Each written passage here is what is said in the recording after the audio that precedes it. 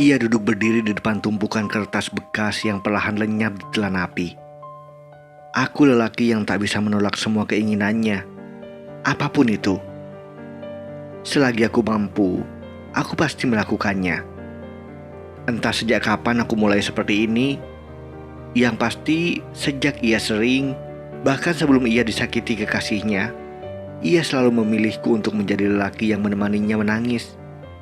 Lelaki yang menemaninya menikmati sakit hatinya. Seperti senja ini, di La Quinta Cafe, hujan gerimis menyirami jalan Ahmad Yani. Dari tadi, aku hanya mendengarkan Raya mencurahkan isi hatinya. Seperti biasa, tak ada bahasan lain selain sikap Sadam yang cemburuan padanya. Sikap Sadam, kekasihnya yang diam-diam sering membentak Raya. "Han, aku harus gimana lagi? Dia terlalu posesif. Dikit-dikit ditanyain, dikit-dikit dicurigain. Aku capek kalau kayak gini terus, Han. Dia sudah mulai kelewatan." "Mungkin itu karena Sadam sayang kamu, Rai." "Sayang? Apakah sayang itu hanya membuat aku merasa tertekan?" Raya menolehkan wajahnya ke arah jendela kafe. Di luar hujan masih gerimis. Aku hanya diam. Aku tak menanggapi ucapan Raya barusan. Apakah sayang harus membuat aku merasa tertekan? Rasanya ingin ku kembalikan kalimat Raya barusan. Kalau kamu merasa tertekan, kenapa kamu masih mempertahankannya? Tetapi aku urungkan. Kami diam lagi, sibuk dengan pikiran masing-masing. "Kamu masih sayang sama Sadam, Rai?" tanyaku pelan. Rai tercekat. Kopi yang sedang diminumnya hampir saja menyembur mengenai bajuku. "Han, kalau aku tak sayang sama Sadam, buat apa aku harus bertahan sejauh ini? Sebenarnya Sadam itu calon suami yang tepat. Dia tampan, mapan, setia. Namun sayangnya dia terlalu cemburuan." Raya mendengus. "Kalau begitu, bertahanlah. Kamu harus menerima sikapnya yang seperti itu. Kamu tak bisa menuntut seseorang menjadi sempurna sesuai keinginanmu." "Entahlah, Han. Aku kadang yakin sama Sadam. Kadang aku ragu. Dia lelaki yang kadang-kadang susah ditebak. Kalau lagi datang baiknya, dia bisa menjelma menjadi lelaki paling romantis sedunia. Kalau lagi cemburuan, aduh, bisa bikin hancur mood, kasar. Lalu, kamu mau apa sekarang?" Ya, aku masih ingin bertahan dengan Sadam. Semoga ia bisa berubah." Mata Raya terlihat berbinar. Wajahnya yang tadi kusut, kini kembali cerah. "Semoga, Rai. Aku harus balik ya. Ada pekerjaan yang harus aku selesaikan." Aku menyeruput kopi yang sudah dingin. Tunggu!" Rai menahanku ketika aku hendak melangkahkan kaki. Aku tertegun, berbalik badan, kembali menatap Raya. Beberapa saat mataku bertatapan dengan mata Raya. "Ada apa, Rai?" tanyaku. "Makasih ya, Han. Lain kali aku mau curhat lagi, boleh kan?" Aku tersenyum, memberi iya atas pertanyaan Raya. "Kamu boleh memintaku mendengarkanmu kapanpun kamu butuh," bisikku dalam hati, lalu kembali melanjutkan langkahku. "Han, jangan lupa cari pacar. Jangan sibuk nulis mulu, nanti jodohmu jauh." Terdengar suara Raya dari dalam kafe. Aku hanya memberikan isyarat, mengacungkan tangan, lalu pergi dari kafe itu. "Iya, aku lagi di kafe." "Sama siapa?" "Sendirian." "Kamu yakin?" "Kamu kok nggak percaya gitu? Ngapain di kafe kalau sendirian?" "Sadam, jangan kayak anak kecil deh.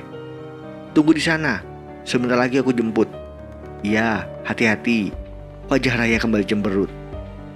Beberapa menit kemudian, terlihat sosok lelaki bertubuh tegap, berwajah oriental, matanya sedikit agak sipit, rambutnya lurus mengilat, dengan kemeja berwarna dongker, masuk dari pintu depan.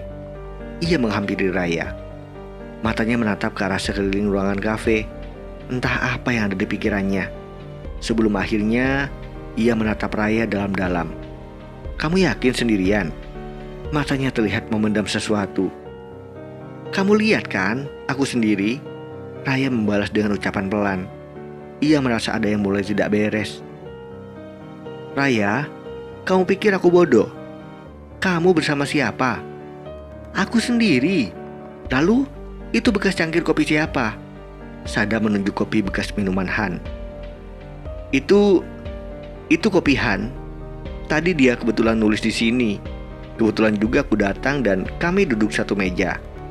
Raya menatap ke arah cangkir kopi yang hampir kering. "Kamu membohongi aku lah." "Sadam, tolong jangan di sini. Ini tempat umum. Aku tak mau orang lain melihat pertengkaran kita. Aku akan jelaskan." Sadam menatap ke arah sekeliling ruangan kafe, lalu memelankan suaranya. Beberapa orang terlihat berbisik menatap mereka berdua. "Ayo ikut denganku," ucap Sadam menarik tangan Raya. Han duduk sendiri di kamarnya yang temaram. Cahaya lampu kamar yang tak begitu terang, sepi. Matanya sedari tadi menatap ke layar komputer. Jarinya terletak di atas keyboard. Tak ada satu kata pun yang ia ketik.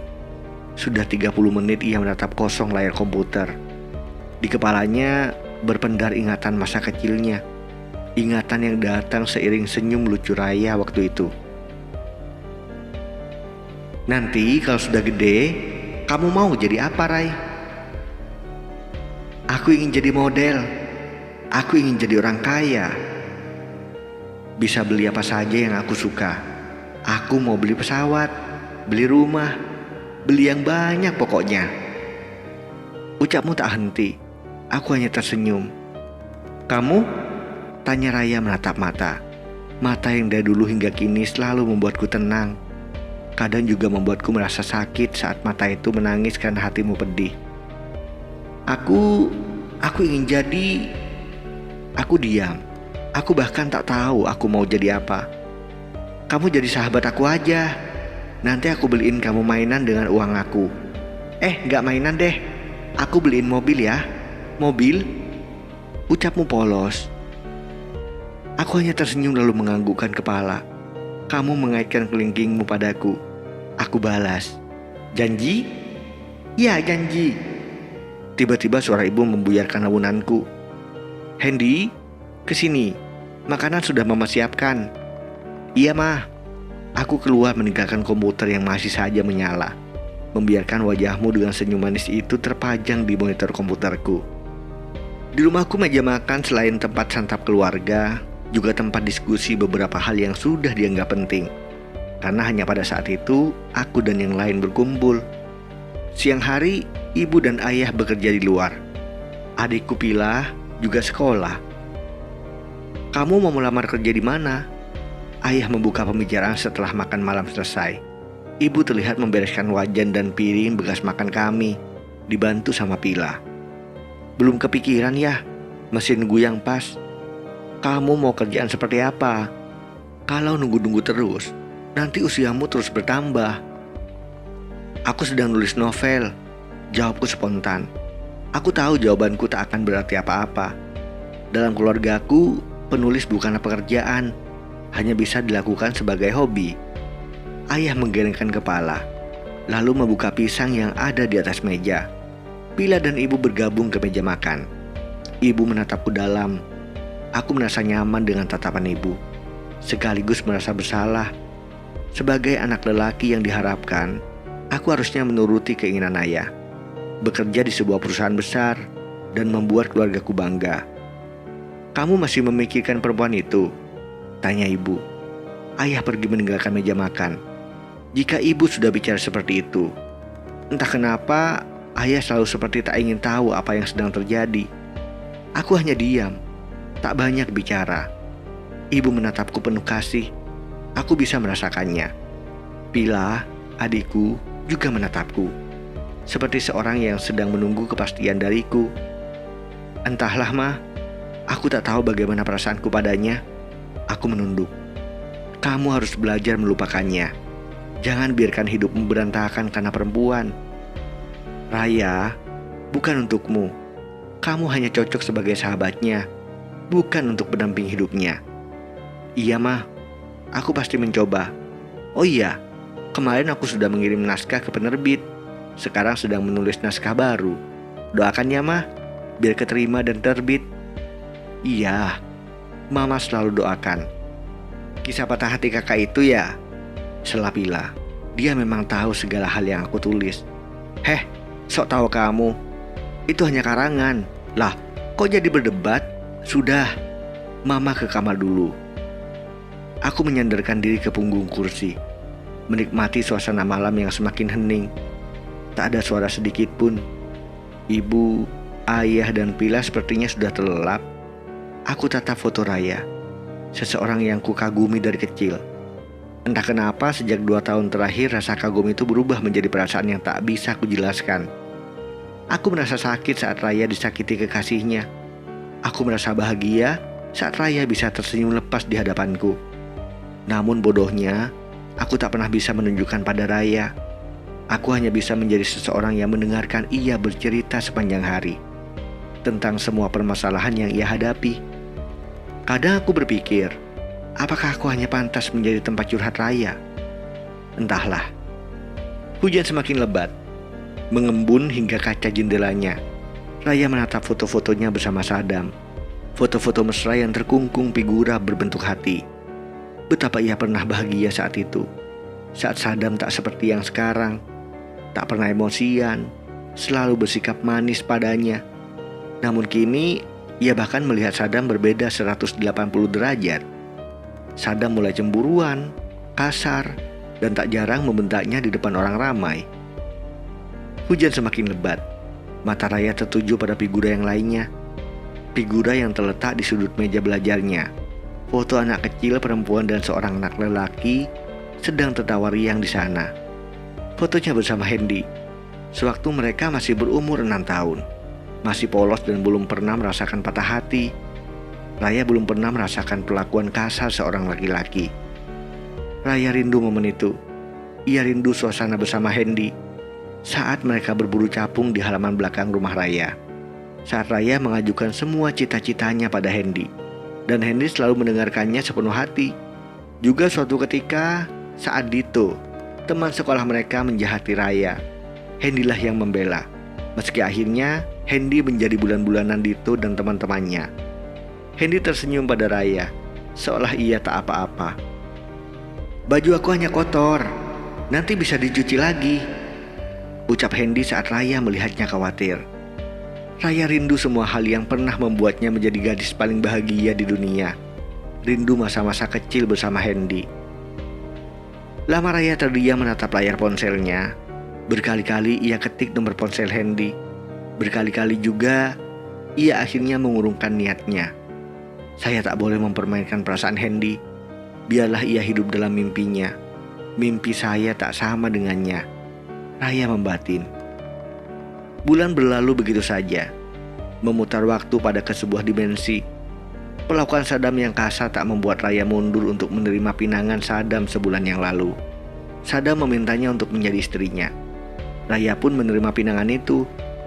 Sebulan kemudian mereka pun menikah. Tak ada yang istimewa dari perasaan Raya pada Sadam. Selain fasilitas bulan madu yang ia impikan, Sadam memboyong Raya bulan madu ke Eropa, negara idaman Raya. Ia bahkan telah lama ingin pergi ke Eropa, salah satunya Belanda. Raya pernah bercita-cita sewaktu ia kecil, ia ingin ke Belanda bersama Hendy. Namun, kini semuanya telah berubah sejak Raya memutuskan menerima pinangan Sadam.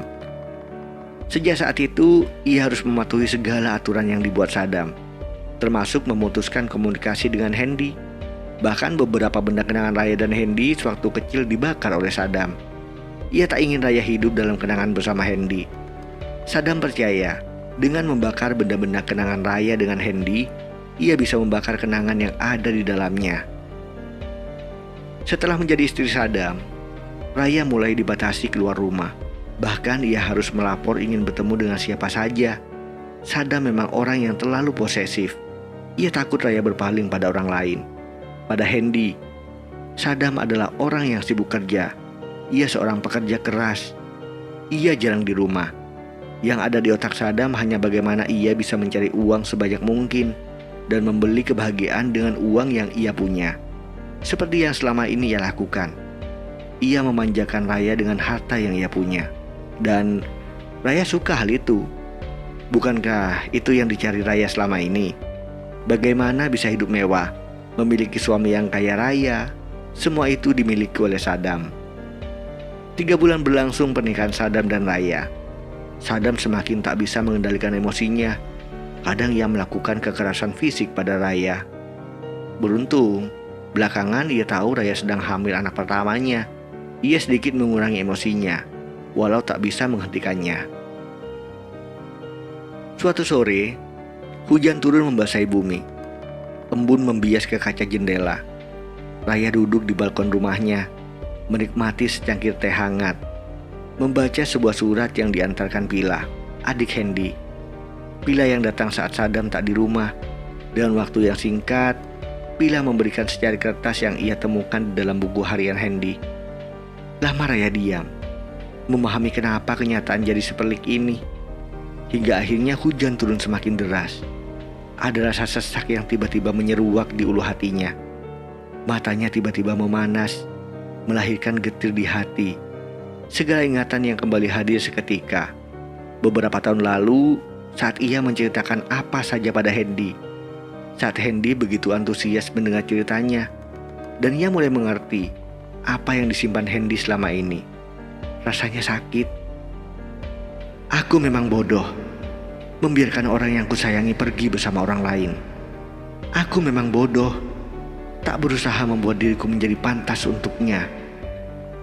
Harusnya aku memperjuangkannya. Harusnya aku menyatakan padanya bahwa aku mencintainya. Aku bisa menjadi apa yang ia inginkan. Namun sayang, semua sepertinya terlambat. Sejak kepergian Ray dengan orang yang menikahinya, aku merasa hatiku remuk. Cinta yang tumbuh mungkin tak akan bisa hilang, tetapi aku sudah terlambat untuk membuatnya hidup. Biarlah semuanya menjadi kenanganku dengannya. Biarlah semuanya tersimpan, tanpa pernah ia tahu bahwa aku bukan hanya ingin jadi tempat curhatnya saja. Aku ingin menjadi orang yang mencintainya. Mungkin bukan dengan materi seperti yang ia harapkan, namun aku ingin mencintainya dengan hati. Aku memang salah. Seharusnya aku berjuang, bukan diam dan menerima kenyataan seperti pecundang. Hendy memutuskan untuk pergi merantau. Kertas yang dibaca Raya adalah satu-satunya lembaran yang tertinggal. Yang tak sengaja tertinggal sih. Satu hal yang akhirnya ia sadari. Kadang orang yang kita cintai memang diciptakan untuk dilupakan, bukan untuk dimiliki.